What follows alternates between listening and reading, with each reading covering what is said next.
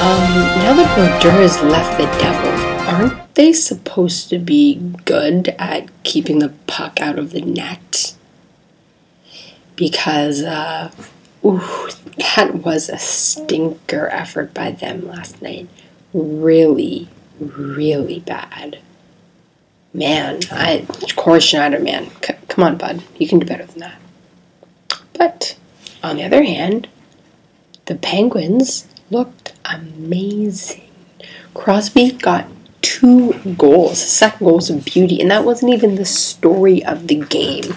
You know things are going well when that's not even the main storyline. No, I'd say the main storyline was, coming into this game, we all heard about Ole Matt and his condition and how he was fighting it like the champ that he is and the veteran that he is. And he got an outstanding ovation at Consol Energy Center, and he was named 3rd star, and he didn't particularly stand out, but he got an assist. He's handled this news and this adversity that, is life-changing, and he still leads the Penguins in points. He's got, I believe now, 6 points in 8 games, which is amazing for a defenseman, and Chris Letang is second with 5. So, that was probably the biggest feel-good story of the game. Yeah, I mean, not really much to say. It was just a barn burner of a game. Not the goalie was that great. Penguins started off really bad. It should have actually been 9-2 because before actually Jacob Josephson scored his shorthanded goal, the Penguins had scored on the power play.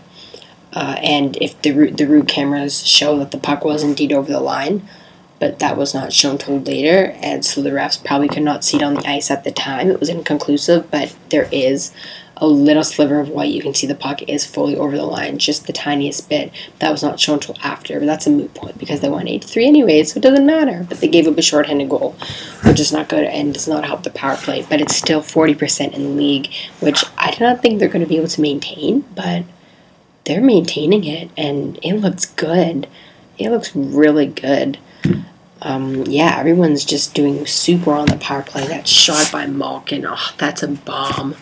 I don't normally like to see Malkin on the point, but man, when he shoots like that, why not? Why not? A lot of people thought that Malkin deferred too much to Neil when Neil was here, and he would use him on the power play. Now that Neil's gone, hopefully we see more of Malkin's shots from the point because he's got a 6 shot. And I was reading an article today on Penn's blog that was saying that Malkin uses a very high flex, about 100, 110, which is pretty stiff, doesn't have a whole lot of bend like Crosby.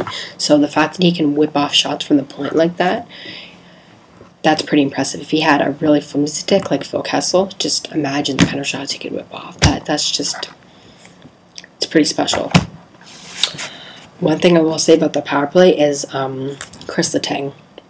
I think he's doing a good job of quarterbacking it. I'm liking his vision. I'm liking his passing. I'm liking how he's doing less. Less is more with him. I feel like if he tries too hard, that's when he makes mistakes. He's still making those young player mistakes, even though he's not that young. Something that Ole Matt seems really, really adverse to, which is strange. He just looks like a pro out there. But Letang, he's playing very well, and he's just allowing his body and his skill to take over, which is great. The one thing I will say is on the power play, he's got to shoot more. He looks like he has what I like to call Thomas Caberlet syndrome right now, which means he has a very accurate and nice wrist shot, but he doesn't use it. Caberlet never, ever shot the puck on the power play. Letang made a nice pass and got an assist, but he also had some great looks. I think there's one instance in the second period on the power play where he had a wide open net and he chose to make the extra pass, and that's what happened at the game against Detroit. He chose to make the extra pass instead of shooting it. Letang has got to shoot more. That's the one thing that Niskanen was not afraid to do, and it showed. He was great on the power play, and another thing that Ehrhoff's not afraid to do in the preseason, and he showed that as well. And they have very good hard shots from the point. So Letang, he's got to shoot more from the point because that's how you're going to get goals, is from the point where the goalie can't see, etc. Especially if you have time, you don't need to make that extra pass. It just wastes time for your team, and when you're in the power play, you want to get off good shots quickly if the lanes are open, of course. So that's only really the one criticism I have of the power play, is I would like to see him shoot more. Just he's picking his spots, but pick your spots and do more. But he played 26 minutes. He looked very good. He's a very calming presence, which is not something you can normally say about Chris Letang. So that was nice to see.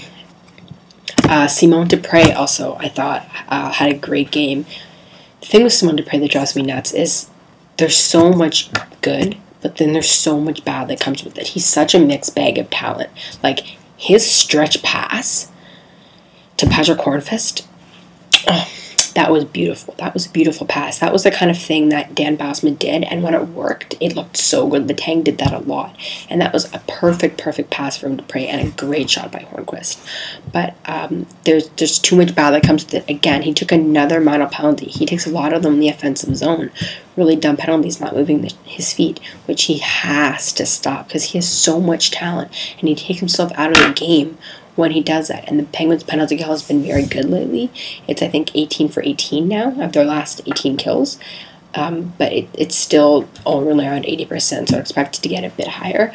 But why would you test it? By giving the other team those opportunities. Overall, he had a solid game. He got 2 assists. He looked really good. Malkin continues his point streak. He has a point now every game so far, and he missed training camp. Just like Ron Johansson missed with Columbus, and they now have a point in every game. So maybe training camp's a little bit overrated. Maybe.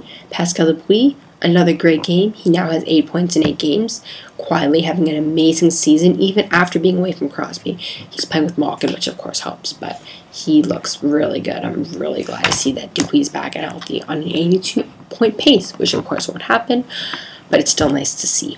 No, it's a bad game for the other team when Craig Adams scores on a breakaway. Coming out of the penalty box, he scores on a breakaway, a flutter puck on Corey Schneider. Corey Schneider even said that was a flutter puck that should not have gone in, and he wasn't really expecting a good shot. It kind of took him off guard. Corey Schneider even said Craig Adams should not be scoring. He should not be scoring. He should not be playing. Him and Zach Sill should not be playing. Zach Sill has 1 shot. Craig Adams is not much better.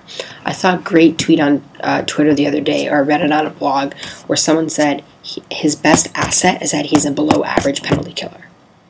That's not good. But they can't do anything with him because of his contract. They can't send him down. They're stuck. But he's just very, very bad. And it's unfortunate because Marcel Gottsch is really being dragged down by playing with those two. And someone like Nick Spalling should be playing in that place instead. So hopefully when Bo Bennett comes back again, it will even out the lines because that fourth line is not good enough, and you cannot expect to win a championship with the fourth line that has Craig Adams and Craig Adams Jr. and Marcel Gottsch expected to carry the weight for the two of them. Their Corsi and Fenwick numbers are horrendous. The top 6 and the top 9 actually look pretty good. Sutter's playing better. Downey looked great last night. I believe Kunis had like a 90% Corsi. Crosby was like 85. Letang was around there. That's disgusting. That meant that they had the puck like 90% of the time on their stick, essentially, which is that's gross. That's unheard of. To put it in perspective, Crosby led the playoffs last year with about a 60%, which is very good. Average is about 50. So, anyways, I'm kind of rambling on, but overall, it was a great effort. It was nice to see. It was sloppy at times. They're definitely going to have to clean that up if they want to beat the Kings on Thursday.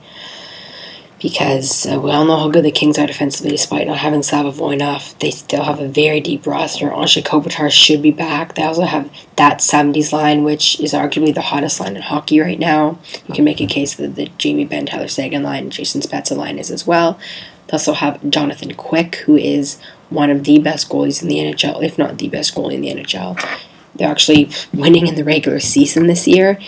They have points in 7 straight games now. It's going to be a tall task. It's Hockey Fights Cancer game, so it's a great cause. There's going to be lots of promotions, so if you're going to the game, I encourage you to take part in them and buy many things for this great cause, and think of about it when you do. Well, that's all for this one. Please like if you liked this video. Subscribe to my channel if you really liked it, which I hope you did. Tell with all your friends, share with everyone, and I'll see you after the game tomorrow. Let's go Penguins!